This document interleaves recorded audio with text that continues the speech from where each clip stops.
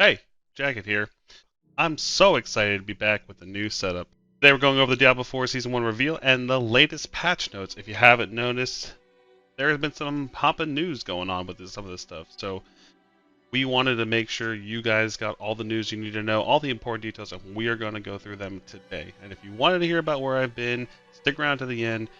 Remember to like, comment, and subscribe. Grab your favorite snack and drink. It's going to be a little bit of a video, and let's get to the reveal. So today, the Diablo 4 team did a developer update, which I will link in the description. Skipping all the Diablo Immortal talk they did, we got three big reveals today. One, the entire season of Diablo 4, the first season that's going to be showing up, which the launch date is July 20th at 10 p.m. Pacific Daylight Time. Make sure you don't miss it. You're going to need to have all of those crucial jump starts. A couple big points we'll go over when we're reading the notes. The second thing was that the patch notes were dropped today. We have a couple bug fixes for some gameplay, some little tiny additions. We'll be talking about that as well. And the third big thing, they mentioned that there will be some patch notes before season drop, so maybe we'll have some more tuning that happens at that point. I don't know a whole bunch about that. They only mentioned it for a brief moment. But let's talk about the season reveal. I'm going to go through and read through some of these notes here.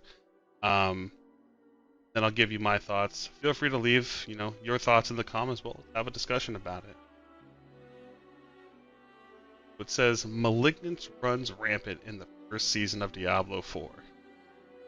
Sounds like a bit of corruption has been going on. Or Blizzard. No, just kidding. So corruption has befallen Sanctuary in Season of the Malignant, the first season of Diablo 4. As we mentioned before, it's going to be on July 20th at 10 a.m. Pacific Daylight Time. New season journey begins. Questline, boss, dungeons, battle pass, and more will go live. Give you a preview below. On July 18th, we'll release another article shedding even more light on what's coming with the new season, including 6 unique items and 7 legendary aspects. This is pretty cool. I like the idea of having new unique items.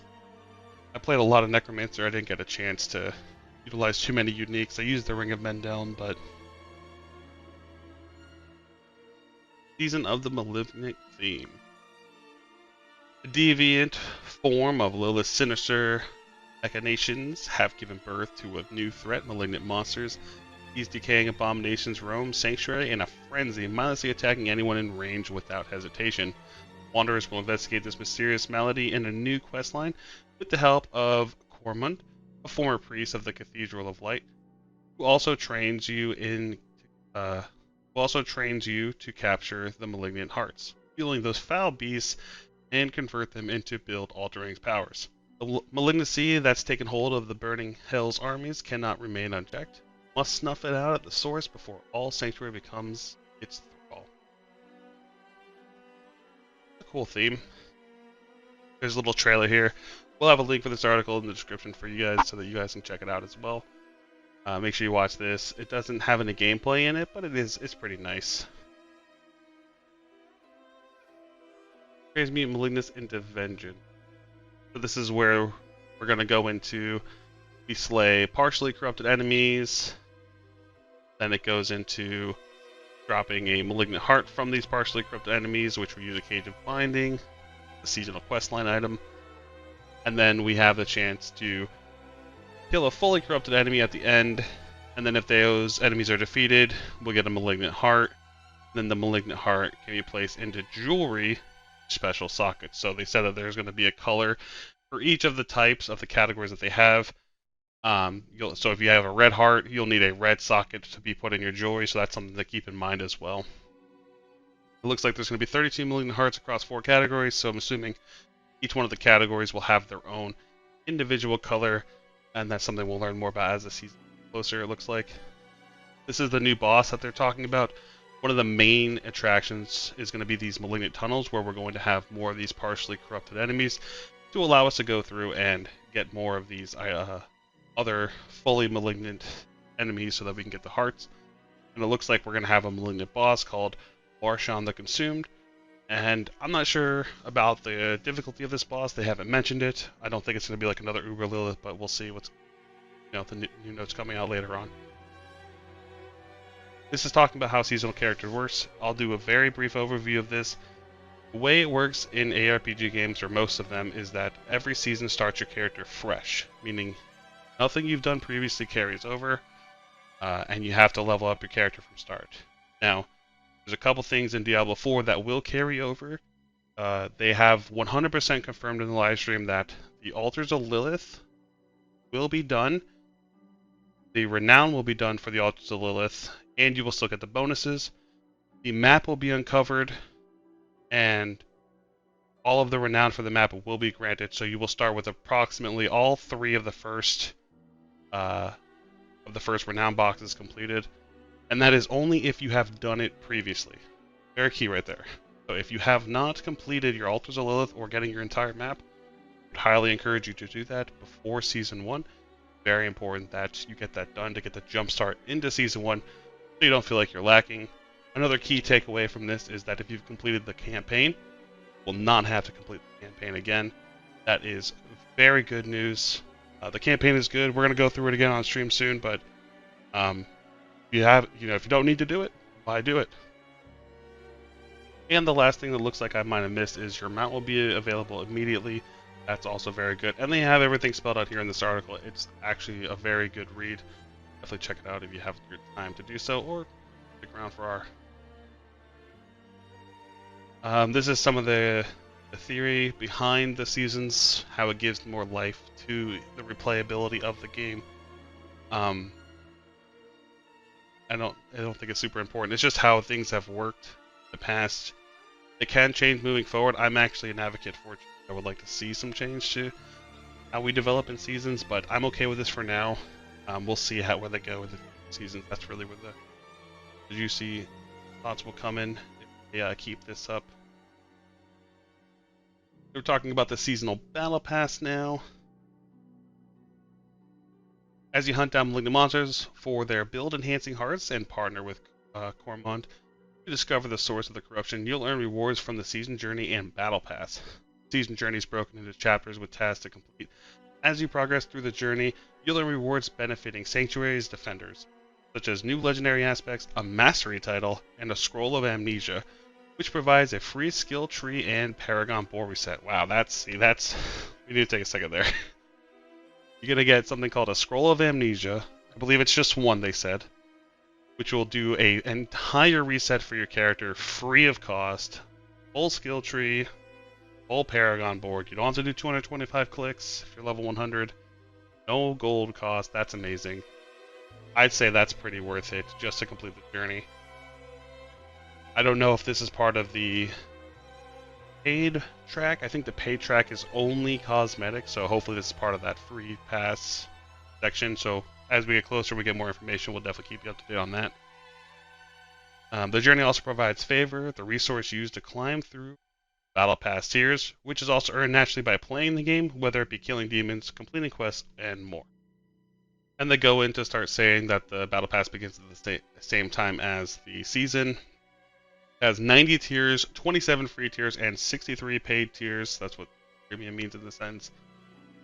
There's a currency called Smoldering Ashes, and they're earned from the free tiers, which can be spent on seasonal blessings that provide you with a bonus to earning experience, gold, or obols, depending on the blessing you choose.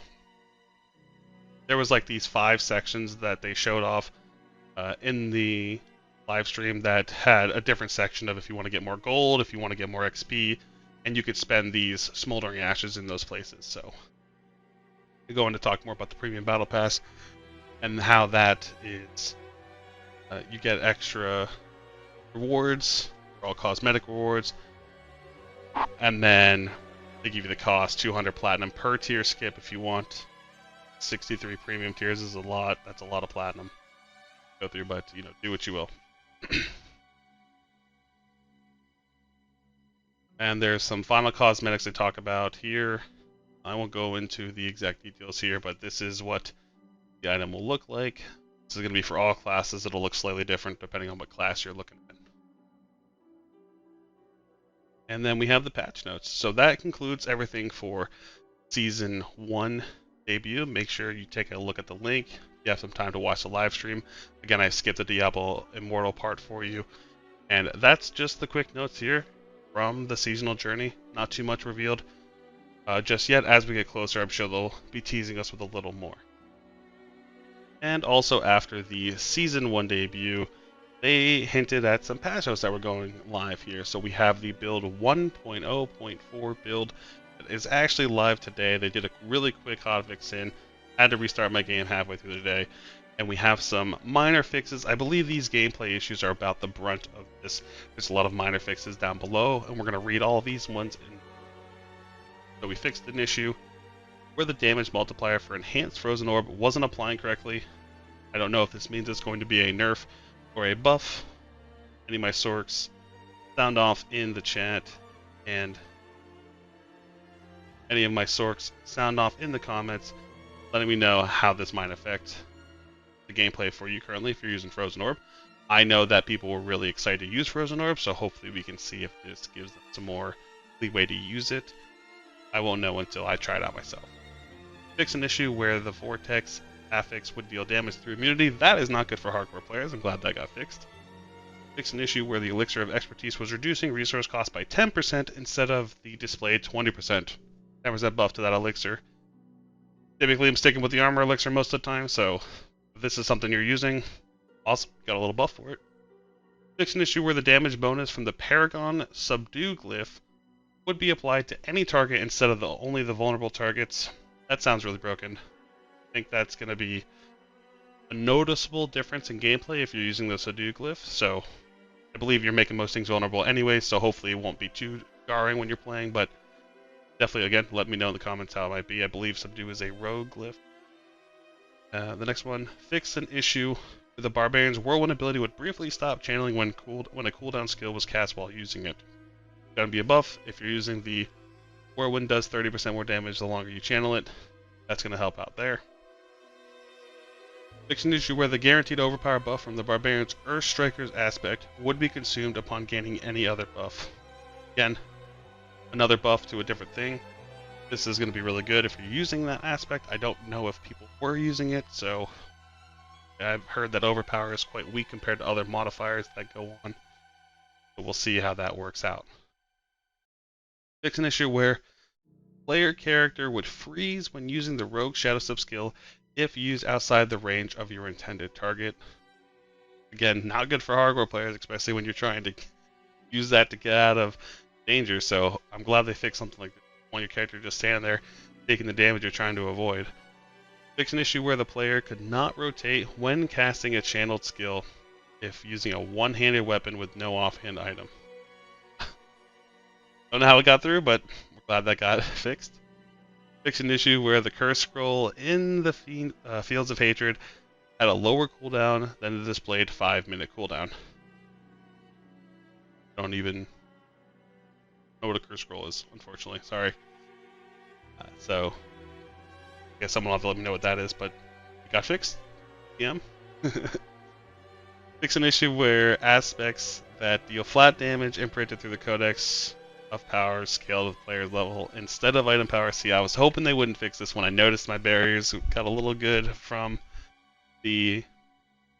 got a little bit better as you were just higher level. So, I mean, that's okay, though. That's not... That's good. Hopefully we can get some more balancing in there for you to know what to expect and not be so random and varied.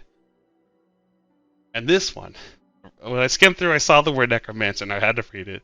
This one I'm most excited about. Fix an issue where the Necromancer's Shadow Mages weren't applying extra shadow damage through the Shadow Blight key passive. This is build altering. We're going to try to make sure that Shadow Mages get a full in-depth test. Do they proc Shadow Blight? Do they proc the Shadow Blight key passive aspects where the Shadow Blight itself does more damage? Do we get the 10 stacks now where we do more damage? And we'll see if that elevates our damage even further. Does that damage apply to our minions? It's going to be insane. Make sure you tune into us, twitch.tv/jacketgaming, so that we can all feast our eyes on it, see if it does alter the way we play our builds.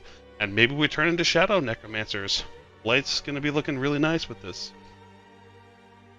We fix an issue where cheat death effects would not trigger if you died while mounted. Again, my hardcore guys out there, guys and gals, yikes. And like I said, that's pretty much the majority of these notes. And like I mentioned in the beginning of the video, there's not too much else going on in these patch notes. We do have a couple key points, like where they fixed a UI issue. It looks like this one is important. Fix an issue where the imprint cost for legendary aspects would be inaccurately displayed. It fixed an issue where the weekly cache for world boss would display as available even if you've already claimed it. So that's good that they at least updated it to make sure you know that you don't have to go back over to the world boss. We don't want you doing the world boss if you don't have to. I find it fun when I see it, but each their own, right? They have a lot of controller/console fixes. It seems like there was like a controller issue where if you were trading a partial stack, it would display the full stack on the tooltip. So a couple of those things got fixed. And then we have, again, more miscellaneous stuff. But the other last bit here that is super important is a couple adjustments. Helltide chests can now drop unique items. This is huge. Prior to this update, I'm going to go out on a limb and say it. Target farming didn't exist. And now with these changes, target farming exists. You can go to the Helltide, you can look for your helms chest, you can look for your weapon chest, you can do your best to get the item that you're looking for. Make sure you're doing your Helltides, it's super important, and this just makes it even that much better. It looks like they had some bosses' health reduced, and then the cap for crafting materials has been increased from 9,999 to 99,999. So instead of 10,000 small leather stuff, you can have 100,000 of them. So that's going to wrap up all the Diablo news we have for you today. I'm looking forward to making a seasonal character. If I do, I'll probably do one character for the whole season, like I have been doing with the Necromancer. I think I'm going to do Rogue or Druid. A lot of people have been saying that the Druid seems useless without certain unique items. I'm kind of interested in trying to plan around that and see if we can get some cool builds going that don't require unique items, you know, until you can get to farming some unique items.